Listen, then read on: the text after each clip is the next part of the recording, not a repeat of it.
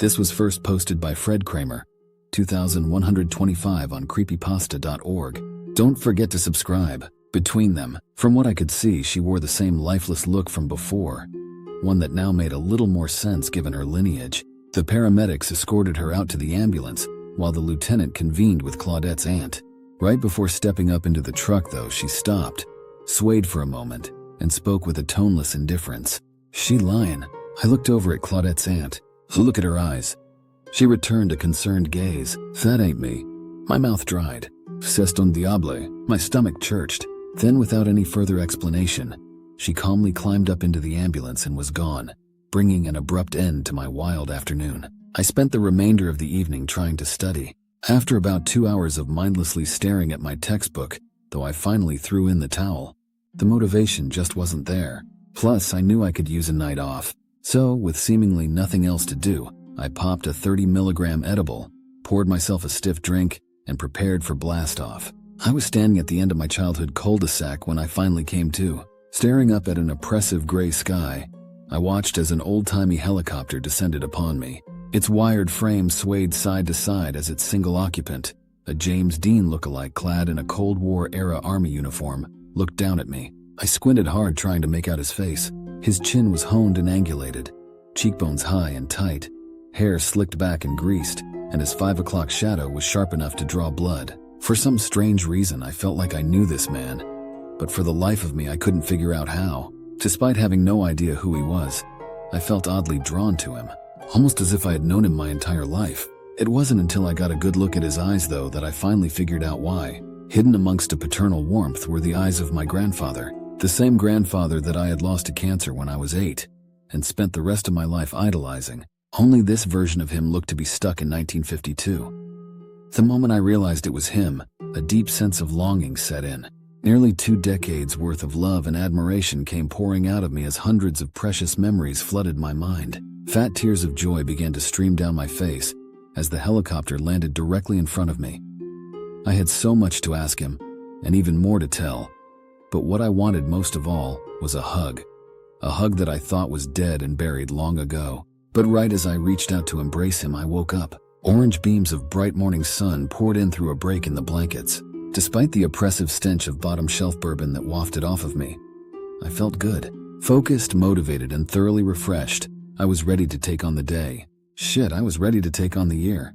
I sat on my front porch and took in fresh gulps of sweet morning air as I laced up my sneakers. Remnants of Claudette's episode still littered the upstairs hallway.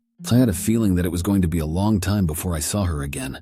Putting these thoughts aside, though, I finished with my shoes and took off on a long run. My path took me up hills, across hollers, over streams, down valleys, and through thick sections of backwoods. While I ran, my mind wandered in every which way. I thought of friends, family, work, and school. Israel, Palestine, the 2016 World Series, and even Kanye West's infamous Hurricane Katrina video. But it was while reviewing the various doses of midazolam that I first saw it. Roughly 100 yards up ahead of me was a small, slender silhouette. Bathed in a deep blood red, it looked humanoid in almost every sense. I watched as its tiny frame bobbed up and down rhythmically against the brush and brambles. I couldn't make out any specifics, but we looked to be heading in the same direction, venturing deeper and deeper into the surrounding forest. I usually wouldn't think much of this. I pass by people all the time on my runs. Neighbors, farmers, miners, drivers, and sometimes even the occasional moonshiner. But not here, not in this particular stretch of woods. This was one of the few remaining places left untouched by the tainted hands of civilization. It was a hidden gem amongst an overconstructed and undervalued world, and one whose foliage was so thick that you damn near needed a machete to navigate through. Regardless, I continued on, eventually losing sight of the silhouette as I neared my halfway point. A lone shingle hung loosely from the abandoned cabin that sat rotting away in the middle of the woods. I found this dilapidated relic a few years back, and have used it as my turnaround point ever since. Stopping to catch my breath, I glanced around at its crumbling facade. I expected to find signs of a visitor, footprints, broken twigs, shifted soil, etc., but found nothing. The place looked just as undisturbed as the day I found it. I was less than a mile out from my apartment when I caught another glimpse of something red up on the horizon. It had the same blood-tinted hue as before, only this time it seemed to be headed right for me. The figure was 20 yards in closing by the time I finally recognized it for what it was. Standing 4 foot nothing and wearing a blood-red Louisville football sweatshirt was a kid. A boy, to be exact, who was probably no older than 7 or 8.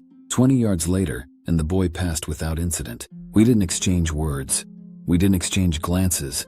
We didn't even acknowledge each other's existence. We just walked right on by like two ships passing in the night. Despite our close proximities, I didn't get a good look at his face. His hood was up and his eyes were buried in the ground below.